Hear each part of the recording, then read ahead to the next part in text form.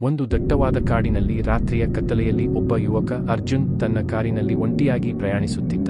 ಮಂಜು ದಾರಿಯನ್ನು ಮುಚ್ಚಿತ್ತು ಮತ್ತು ರಸ್ತೆಯ ಎರಡೂ ಬದಿಯಲ್ಲಿ ಎತ್ತರದ ಮರಗಳು ಭಯಾನಕವಾಗಿ ಕಾಣುತ್ತಿದ್ದವು. ಇದ್ದಕ್ಕಿದ್ದಂತೆ ಕಾರಿನ ಎಂಜಿನ್ ಸ್ಥಗಿತಗೊಂಡಿತು.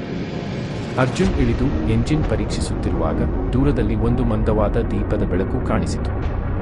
ಆ ಬೆಳಕಿನತ್ತ ಸಾಗಿದ ಅವನಿಗೆ ಒಂದು ಹಳೆಯ ಮನೆ ಕಂಡಿತು. ಮನೆಯ ಬಾಗಿಲು ತೆರೆದಿತ್ತು, ಆದರೆ ಒಳಗೆ ಯಾರೂ ಇರಲಿಲ್ಲ.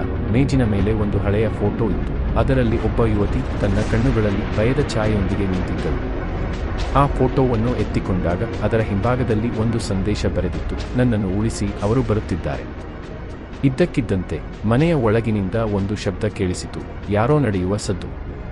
ಅರ್ಜುನ್ ಹಿಂದೆ ತಿರುಗಿದಾಗ ಯಾರೂ ಇರಲಿಲ್ಲ, ಆದರೆ ಫೋಟೋ ಈಗ ಮೇಜಿನ ಮೇಲೆ ಇರಲಿಲ್ಲ, ಅದು ಕಾಣೆಯಾಗಿತ್ತು.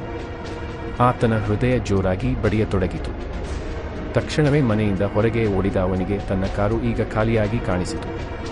ಆದರೆ ದೂರದಲ್ಲಿ ಮಂಜಿನ ನಡುವೆ ಆ ಯುವತಿಯ ಆಕೃತಿ ನಿಂತಿರುವಂತೆ ಭಾಸವಾಯಿತು.